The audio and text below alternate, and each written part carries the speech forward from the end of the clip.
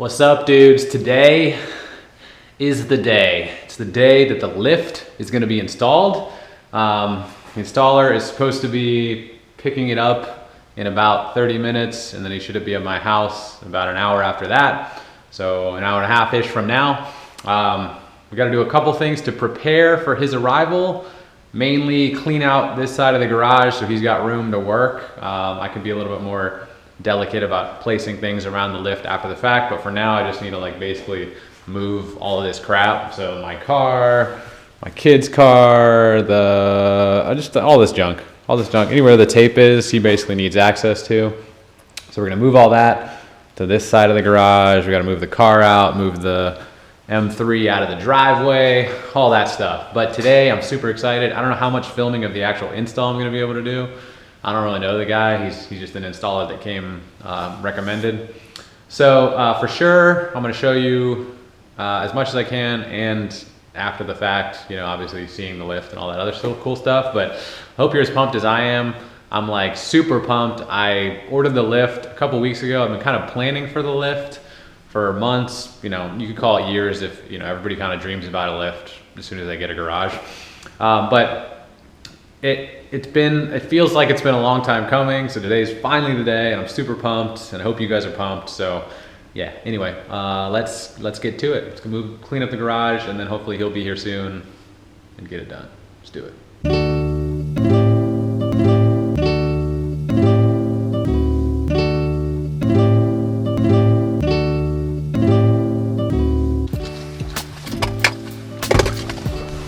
One of the reasons I don't like to have the M3 outside, besides just having it sitting in the driveway, is that the STI has to constantly pull in and out around it. So that's where it's parked. I gotta constantly pull that way and come around, or back in this way, etc. So it'll definitely be nice to just kind of have it above me and not have to worry about that.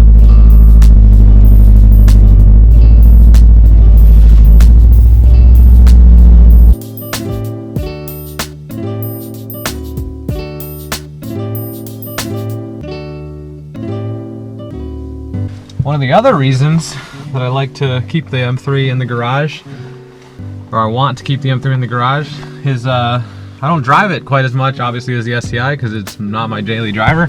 It's kind of like project race car, and I really want to keep it on a battery tender. I know I can take the battery out and put the battery in the garage and keep it in on tender, but that's just annoying. So I want to be able to keep it on a battery tender, because when it sits out here, especially now when it's really cold, the battery can drain if it doesn't dry for a week. So we're gonna see if it'll start. Looks like we got battery.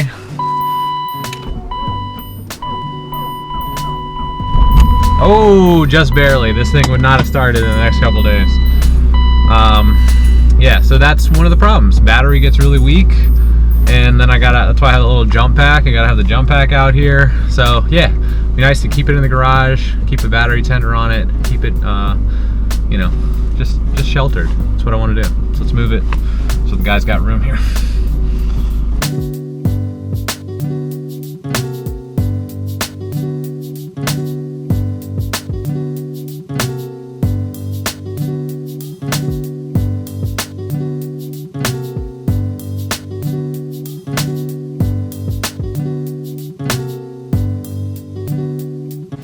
All right, everything's cleaned out.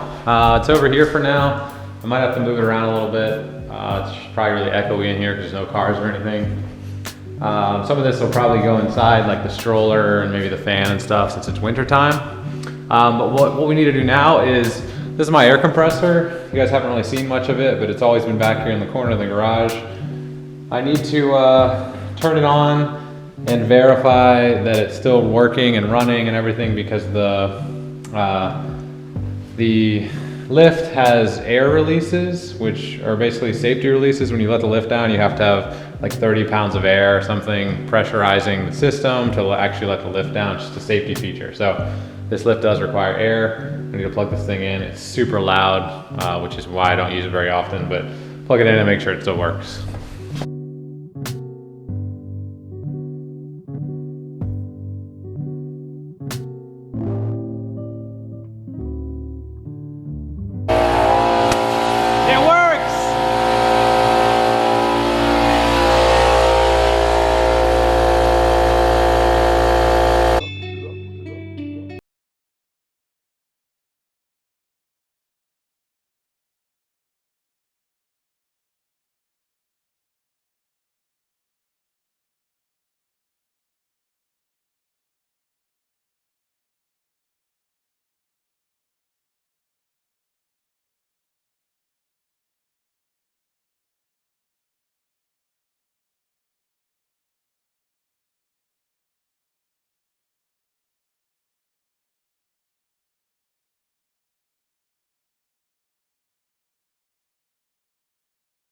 Is installed. It did take me a little while to make this video because the guys who were showing up to do the install showed up a little late because of some orchestration issues with the shipping company where they're picking it up, their like facility. Anyway, so I got here a little bit late, which means I stayed here a little bit late, which means I didn't have time to do the filming that evening. But I'm here to film today. I'm going to tell you kind of generally a kind of overview of the lift, what it is. And then I think I'm gonna make some more videos on the lift and just kind of show you like more in depth on like how I got it to fit in here and what the install looked like and just kind of an overview of, you know, this model and all that stuff. But for now, let's take a look at the lift. All right, so this is the BendPak HD9 ST. It's a 9,000 pound capacity lift. It is a narrower lift than most people are used to because it's meant to kind of fit in this 2-car garage or a small like home garage, but it's built with the same you know, capacities and everything that they build their shop, you know, industrial lifts for. As you see, it's a 4-post lift, so there's a post at each of the 4 corners.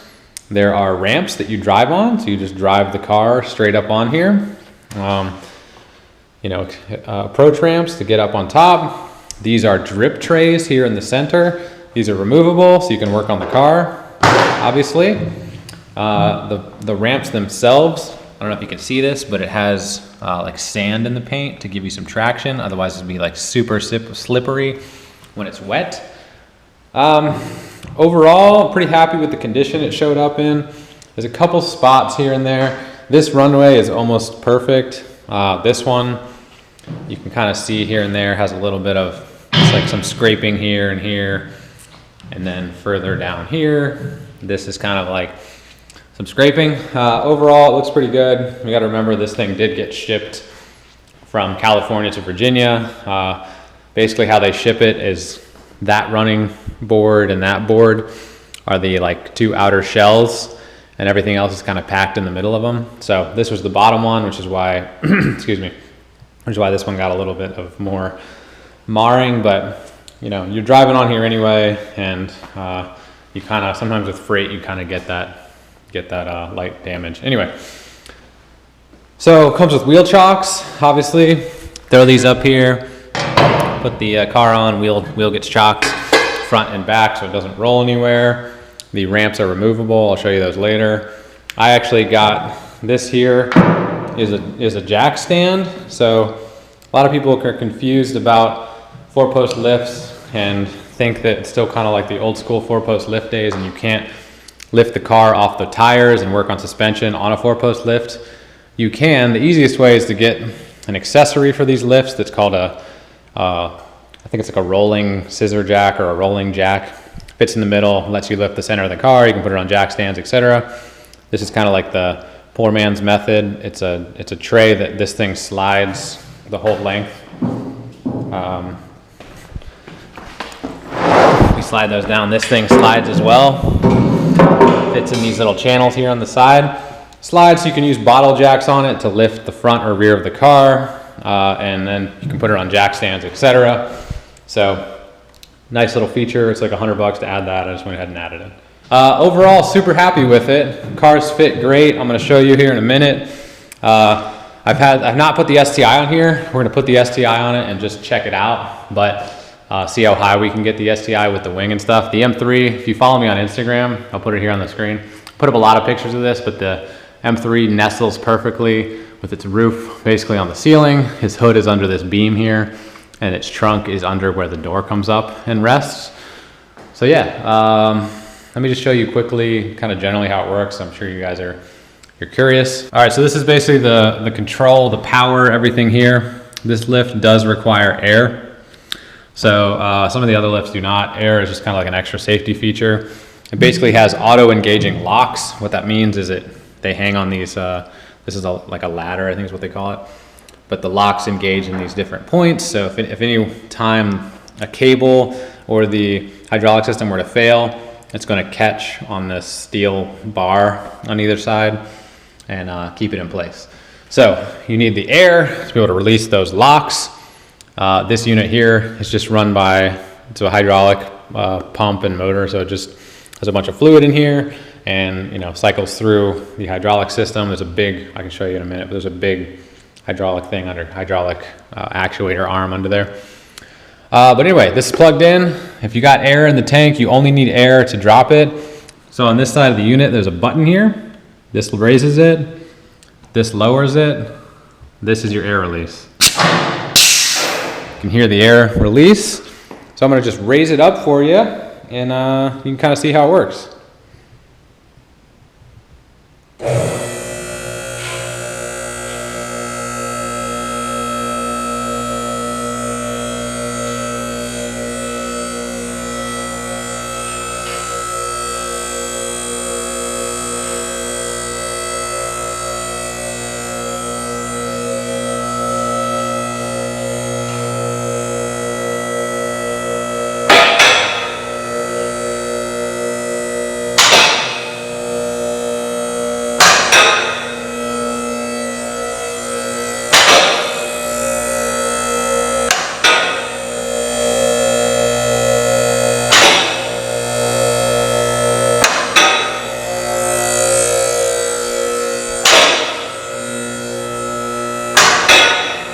So I'm not gonna raise it all the way up without the car on it because it comes down super slow when there's no car sitting on it. But this is about, I don't know, halfway, or maybe a little bit less than halfway.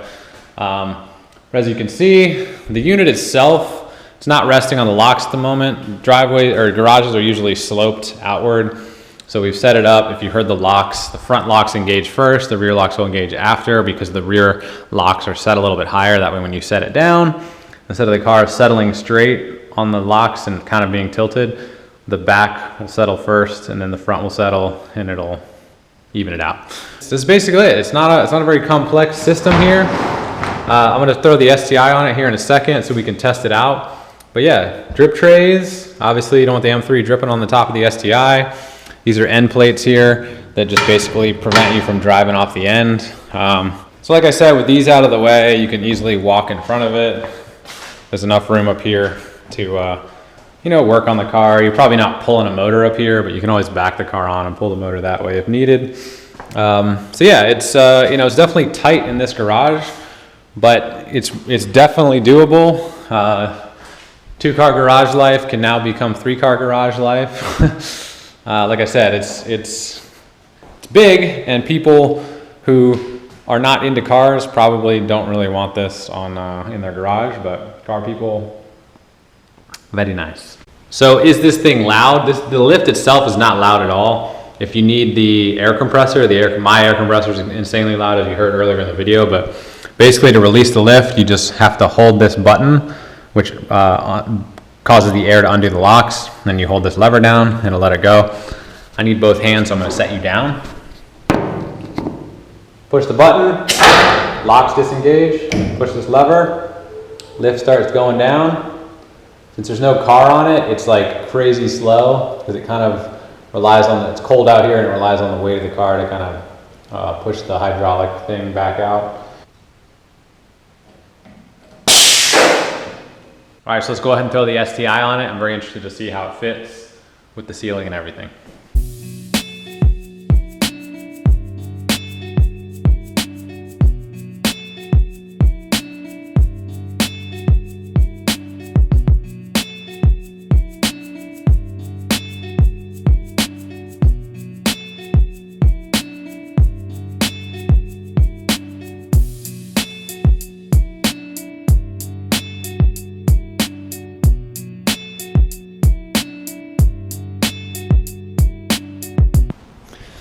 STI is definitely a little girthier, a little wider than the M3. It's a little bit harder to pull on the ramps to make sure I'm not falling off the side, but you can see there's a couple inches of clearance on this side, and then a couple inches of clearance on this side. So that's one of the downfalls on getting the narrower lift, is that it limits, you know, the width of car, obviously, that you can fit on it.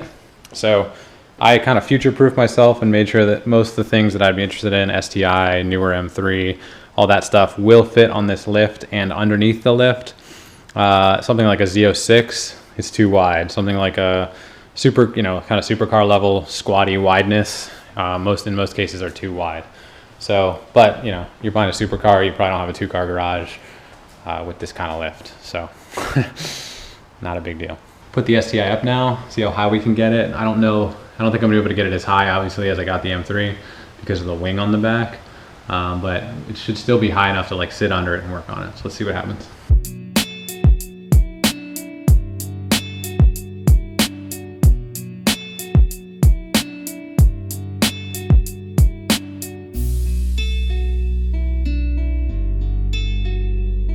All right, so that's about as high as I want to go with the door up.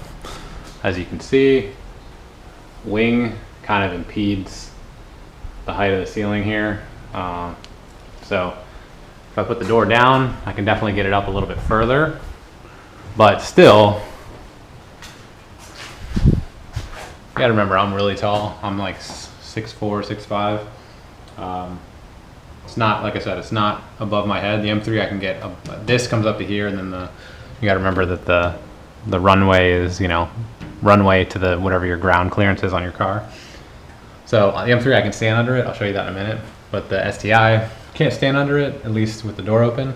But what you can do is easily sit under it.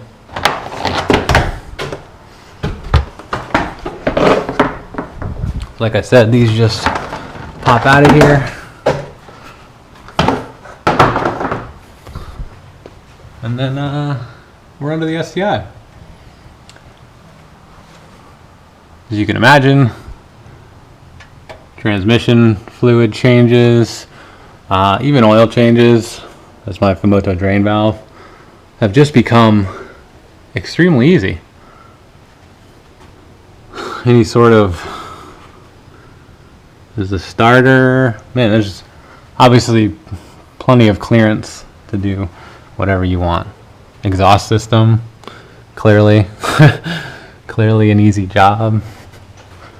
Rear diff. So let me show you how this works. This thing slides. You can put, you know, a small bottle jack or a bottle jack here. Use the frame, kind of frame rail-ish area, and lift the car so you can work on the front suspension. So you can imagine if you put bottle jacks, lifted it up, set it on jack stands, tires and stuff will be off the ground, and you can do suspension work. Slides all the way back. Bottle jack here under the rear diff, same idea. And yeah, it's pretty cool. So this little stand here, I thought, little jack tray I thought was worth the money. Kind of makes the 4-post lift until I can afford the sliding jack or whatever they call it. Until I can afford that, this thing should make it much nicer to use.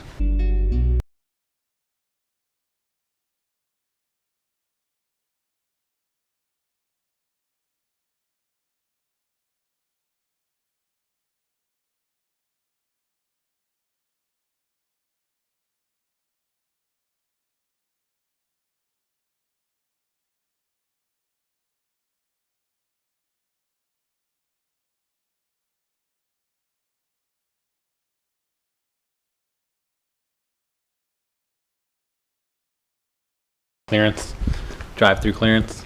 So these things actually come off. I'll show you real quick. Basically, pretty heavy. This rod slides out, ramp comes off.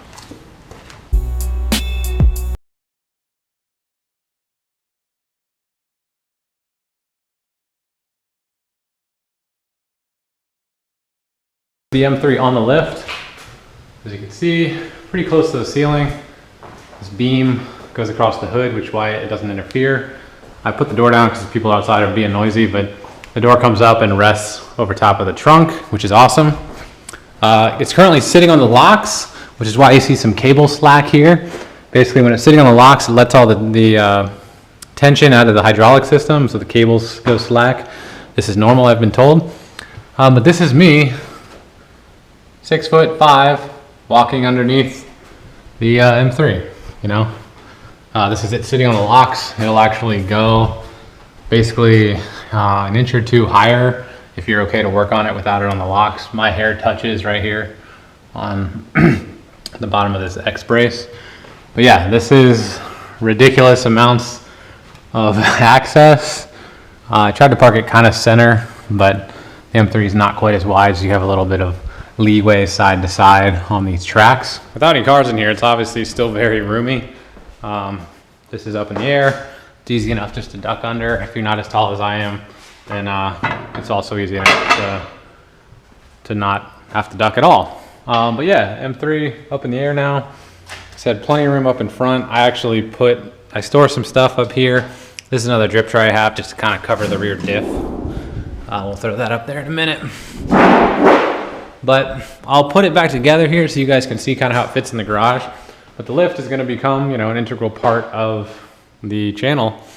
It sits level, so we have it adjusted where the car on it, it sits almost identically or almost exactly level. These posts obviously have to be adjusted. That's why you hear the front locks hit before the back locks. The ladder in there has to be adjusted so when you drop it, it sits level. But overall, super happy with the quality, super happy with how easy it is to use, how easy it was for the dudes to set up. And I'm really looking forward to using it.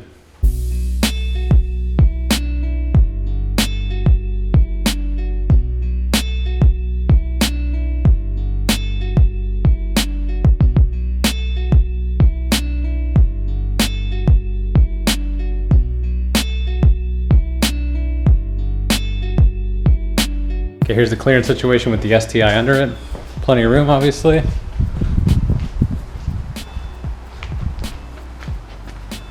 Room on either side to drive through. If you pull over tight enough, there's even room to walk through. Room in front and behind. And then there's easy a foot of clearance from the roof line to the bottom of the racks. Had no issues so far with the placement of the lift. We'll pull my wife's car here in a sec. The Forester will come in and I'll show you how it looks and feels with the car full, or with the garage full. Okay, so here's the final result with both cars in. Plenty of room to walk up and down and open the doors. Plenty of room in front. Plenty of space here. I pulled over that way a little bit further than I typically do, but even when I'm over another couple inches, there's plenty of room to walk through.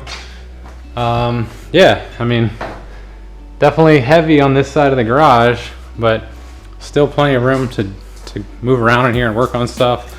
All the cabinets still work. When you come out the door here, it's my door to my house. Come out the door here, I've just, there's a cabinet here now and everything's over there. So dudes, this is the new mod for the garage. The lift is here. Please feel free to ask me questions. I know this is a long video and I went over a lot of the lift, but there's a lot of like little smaller details and just kind of like general mechanics of how it works and stuff that I can go over if you guys are interested. I might do another video, just kind of like a review video of the lift and kind of just more info on the lift in general and maybe more info on like the dimensions of the garage and all that fun stuff if you want to know kind of like what this would look like in your garage. Best way is obviously just to plot it out. I use painter's tape like you saw in a previous vid, but it's easy. I mean, try it out, see if it's going to fit. Measure like 10 times, order 1 time. That was my motto. But yeah, I'm super pumped with it. Hope you guys are excited. Total cost was roughly $4,000 all inclusive. So lift was $2,850. The drip trays were $50. The jack tray was $150, I think. So this came right about $3,000, $3,050. That includes shipping, and then install, depending on who you get to install it, $500 to $800, etc. And then the garage door, if you need that lift, another $500 to $800, depending on who you go with. So right about $4,000, $4,500 if you're on the high end of those estimates. Super great quality lift. You can get cheaper ones. They won't have the air releases, and they might not have the this size column. This is like 5 by 5 by 5 or something like that. Like these are beefy columns, and they might not have some of the other features, but they may come with extra stuff. Some of the other lifts come with casters so you can move them around, and they include drip trays and whatever else. So yeah, it's up to you. Capacity is 9,000 pounds. So everybody out there who's like concerned whether it's going to fall on the STI, 9,000 pounds is a lot of weight. All 3 of these cars, none of them are even approaching half of that. So 4,500 pounds is half of 9,000 pounds. None of these cars are that much. They don't even weigh 4,000 pounds. So in theory, it will not be maxed out anytime soon. But yeah, I'll be using them for maintenance and mods and everything else. So you'll probably see Terrell's car over here, maybe David's car, everybody's car over here who I know that might want to do some mods underneath the car. But yeah, Benpack HD9ST, 9,000 pound capacity. I'll do another video on like all of the specs and general dimensions and measurements of the garage and stuff. So stay tuned for that if you're interested. Also ask me questions in the comments of this video about the lift, and I'll try to answer them in the next video when I kind of detail more of this lift. Sound good? All right. Yeah, I don't think I have anything more to show you. I'm super excited. Hopefully you guys are super excited. Really appreciate you guys watching the video. Your support lets me do things like this. I paid obviously my own money for this. Benpack did not sponsor me in any way, but you know, YouTube helps a tiny bit. Everything I've made off of YouTube doesn't cover the cost of this, if you're curious. So anyway, thanks again for watching. I appreciate it, and yeah, I'll just see you guys next time. Bye bye.